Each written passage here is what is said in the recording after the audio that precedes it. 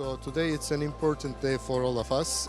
We have established a collaboration with SAH Global, and we start to provide end-to-end services in the field of oncology.